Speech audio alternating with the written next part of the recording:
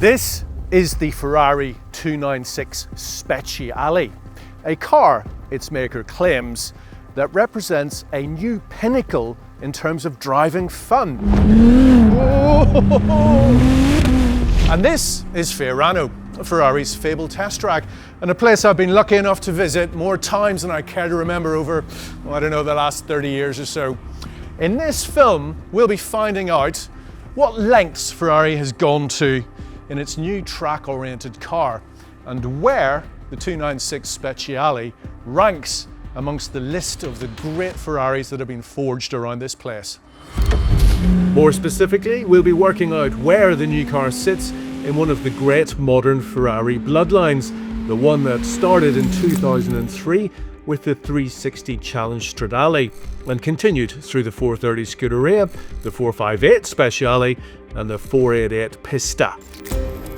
Ferrari tends to push the boundaries with these track-focused cars, you see, and sometimes it even goes a bit nuts. Could it be that the 296 Speciale has F80 vibes for an eighth of the price?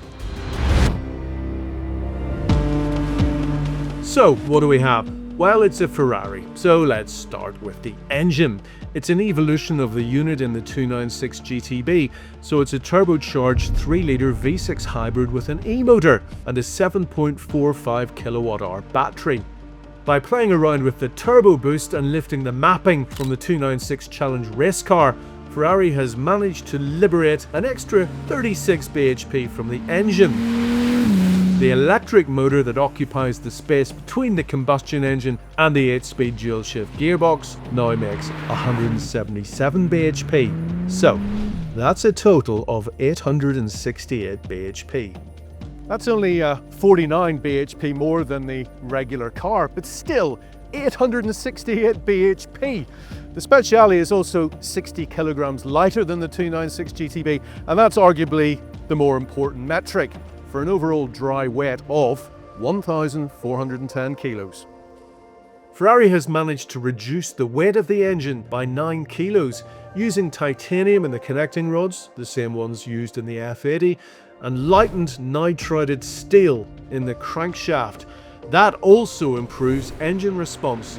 The block and crankcase have been specially machined to shave off excess metal. Then there's all the titanium they've used in here, and fasteners and screws and so on. They're the things that Ferrari uses in its 499p Endurance Racer. And then there's the Aero story. The 296 Speciale generates 435 kilos of downforce at 155 miles per hour. That's 20% more than the standard car manages. All those 296 Challenge race cars are basically mobile laboratories, and the Speciale imports plenty of their magic. There's a new Aero damper, which links the front under tray to the bonnet with a duct to channel the airflow to the edge of the windscreen and beyond. There are louvers in the wings to reduce the pressure that builds up around them in this area of the car. At the rear, you'll find these little vertical fins and extra little wings which work in tandem with the active rear spoiler. And that, by the way, works faster than before as it moves between low drag and high downforce configurations. There's also a new medium downforce setting. There's more going on here than first meets the eye. There's a big diffuser, more black elements to alter the visual weights of the design, mesh on the engine cover. It's the Ferrari design team and the Aero guys kind of egging each other on. And of course you can have it with graphics, numbers, stripes, whatever you want, but bear in mind, before you start falling down the rabbit hole that is the Ferrari configurator, that this thing starts at 407,000 euros. So, if you do get busy on the configurator, you better have deep pockets. Inside, it's the 296 GTB, but simplified, and this is a good thing. Lots of carbon fibre Alcantara, it looks good and it saves weight. The door panel is specific to the Speciale and is made of a single piece of carbon fibre. The sound from the woofers passes through holes cut in the carbon. Very cool. There are exposed fasteners here, which works in a car that tends to minimalism. No carpets too, and reduced soundproofing. As ever, the steering wheel is on the busy side, although Ferrari is moving away from this approach in other models. Overall, it strikes the right balance between bare-bones race car and civility. Fantastic seats too. You don't have to have the 4-point harnesses, but actually they work pretty well.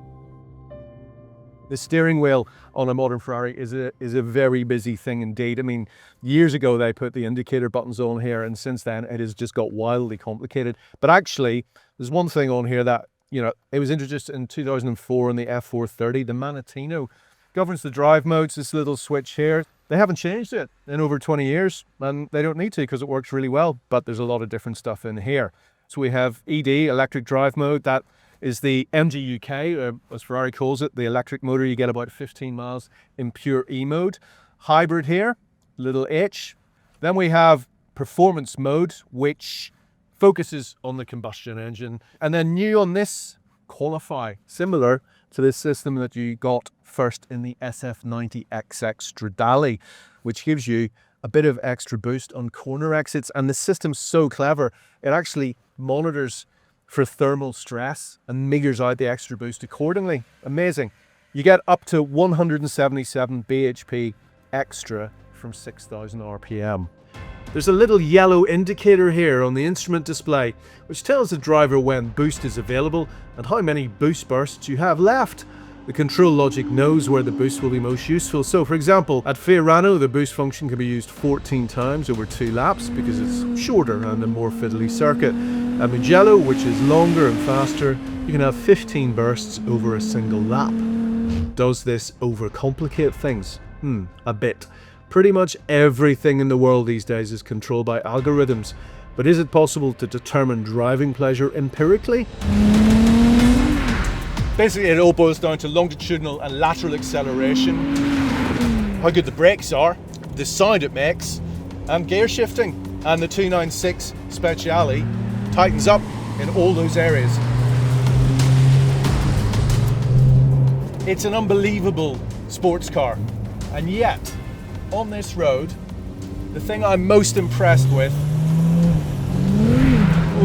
is the way it is remaining so compliant and composed over what is quite a nasty road surface, I have to say. You can probably tell how hard the suspension is working. It is so good over this road surface. It's hyper alert, this car. Noticeably more so than the regular 296 GTB. Faster gear shift as well. Alter the control logic on that. And I think the E-motor does a little bit of torque infill on between gear shifts. For the amount of power this car has, the way the traction control system works, I think we're up to version 9.0 of Ferrari's side slip control software. The way it can get its power down is little short of it's magic.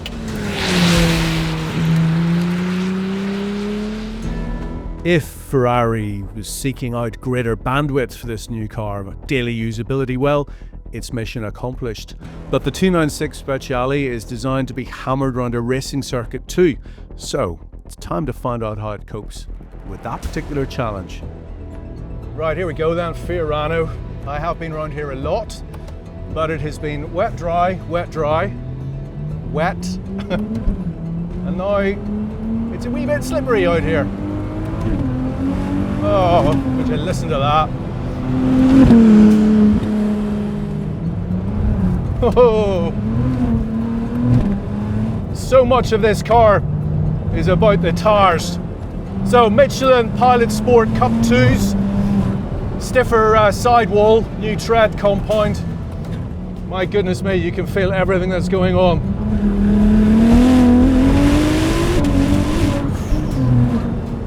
Brakes, I mean, you can stand on them so late. So the front end in this car is extraordinarily sharp, incisive. The spring and damper settings have been revised. The car rides 5mm lower than the 296 GTB, so it rolls less on cornering, by 13% according to Ferrari.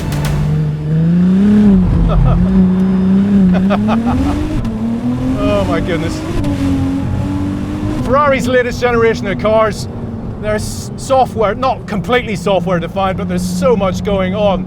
I mean, you can go hugely fast if you want to, or you can do that. The ABS Evo controller uses a 6D sensor to give real-time oversight on the car's dynamics. It's a car that basically adjusts itself around the capabilities of the driver, I think. If you want to hoon it around, you can. If you want to really lean on it, yeah, not through here, thanks very much. Whoa! So those tires are so good. Aero balance, as we've seen, is also improved, so it's more consistent and linear during cornering and under braking. 0 to 62 takes just 2.8 seconds, and the top speed is 205 miles per hour. But it's the urgency in between that really grabs you. It will also lap Fiorano, in the hands of one of Ferrari's test drivers anyway, in 1 minute 19 seconds. That's 2 seconds faster than a regular 296 GTB, 7.5 seconds faster than the 360 Challenge Stradale, and 0.7 seconds quicker than the LaFerrari. Wow.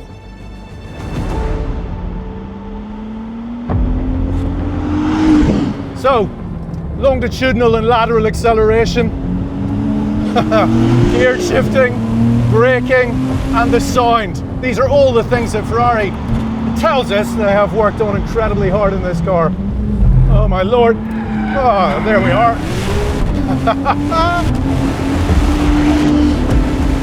Feels like a bit of a Ferrari's greatest hits, to be honest. And of course, the thing you got to remember is, I was driving this car on these tires in the pouring rain this morning. Right, I've gone into race mode. Should give me a little bit more grip and a bit less slip. Third gear into this turn here. Let's see. Yes. Where I was fully sideways before, the traction control has just metered out all that power for me.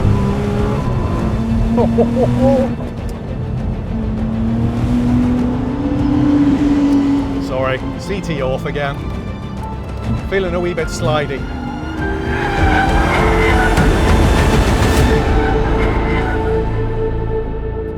All right, so turn in, amazing. Engine, love this engine. It's easy to forget that it can do all of this, and you can stick it in E mode and tiptoe away from your house in the morning without annoying anybody. Brakes amazing. I tell you though, having driven it on the road and now on the track, it definitely feels more like a GTB+++ than a kind of lesser challenge car. And on balance, I think that's probably the right approach. So, where does it fit into that fantastic bloodline? Well, the thing to remember is that each of those cars wasn't just a track-focused machine, they were also an ideas laboratory. And in that respect, the 296 Speciale, with its extraordinary aero capabilities, that boost functionality, amongst many other attributes, well, it fits into that pattern for sure. Could it be more aggressive, more raw? Yeah, maybe. Some people would prefer it that way. But in terms of sheer excitement and daily usability, well, I'm not sure there's ever been a Ferrari quite like it.